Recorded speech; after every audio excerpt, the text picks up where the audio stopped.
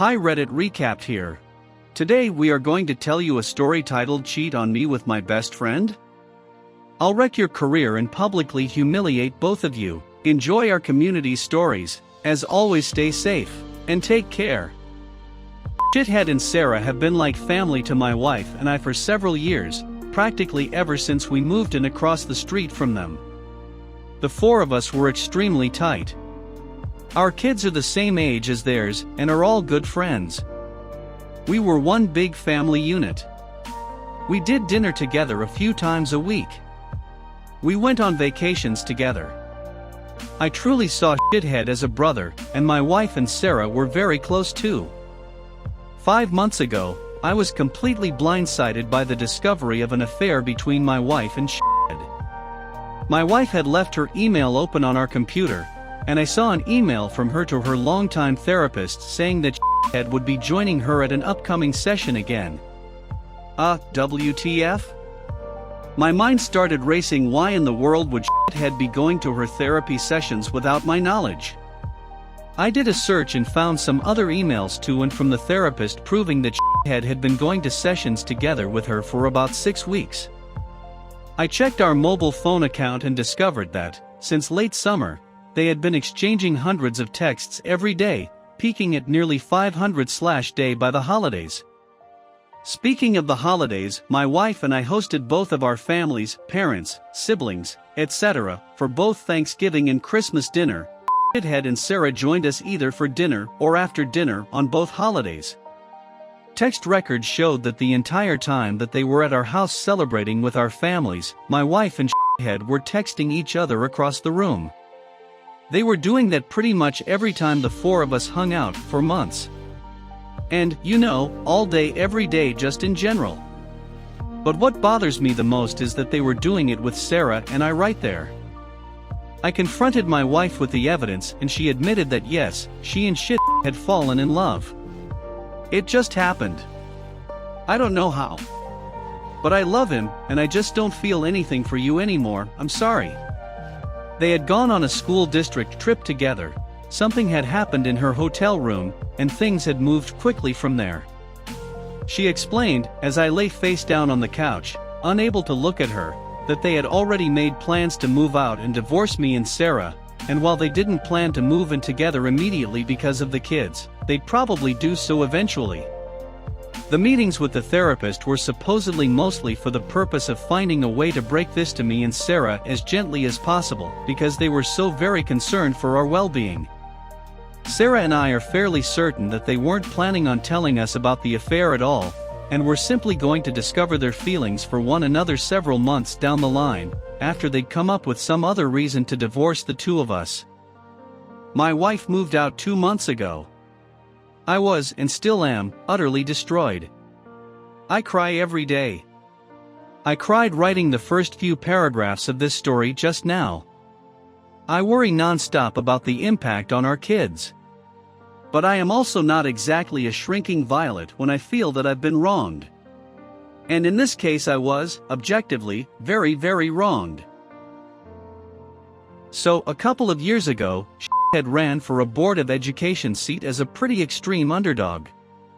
I helped him with his campaign materials and debate prep, and my wife, a well-known school district employee, this becomes important later, got the word out as best she could. Much to our surprise, he actually won in a squeaker by just a few dozen votes. Being on the board became the center of Shithead's world. He joined every committee that he could. This turned into the foundation of his affair with my wife, as they were constantly going to school events and meetings together on evenings and weekends.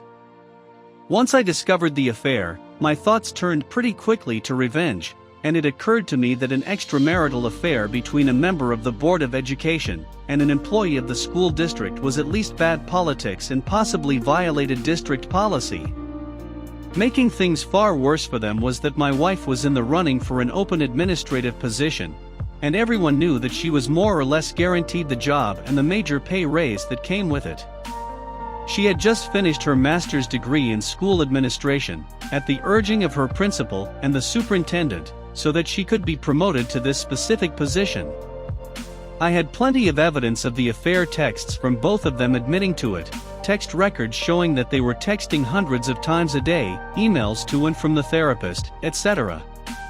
I considered simply emailing all of the evidence to the board and the superintendent, but felt like I, as the grieving, betrayed spouse, might not be seen as a credible source. So instead, I invented a fictitious furious friend who was planning on showing up to the next board meeting and publicly shaming the two of them for their affair. I told my wife that I tried to talk this person down, but couldn't guarantee that they wouldn't show up and humiliate them publicly. As I expected, this led shithead to conclude that the only option was for him to preemptively admit the affair to the board. The superintendent subsequently recommended that shithead resign, which he did. Sarah said that he was utterly humiliated and crushed, and barely got out of bed for a few days afterward. Once word of the affair, shithead's resignation started getting around, the superintendent, a longtime friend of both my wife and shithead, contacted my wife and tearfully informed her that it was no longer politically appropriate for her to be promoted to an administrative position within the district. The position that had been lined up for her was later filled by an outside candidate. This sent waves of confusion and rumor throughout the district, as it was pretty well known that my wife was getting the job. The day after she was informed that she wasn't getting the promotion, my wife and I, despite our crumbling marriage, took our son out to breakfast together on his birthday, and a parent stopped by our table to congratulate her on her new role. She said thanks, then excused herself to go cry in the bathroom for a while. I let the dust settle for a couple of weeks and then, right before my wife moved out, let them in on my little secret. There was never a furious friend threatening to expose them in the first place. Just me. Word of all of this has gotten around our fairly small town, which shithead grew up in, and my wife has worked in for nearly 20 years. My wife refuses to talk to me about how things are at work now, but I've heard from some people I know in the district that her formerly spotless reputation has taken a major hit.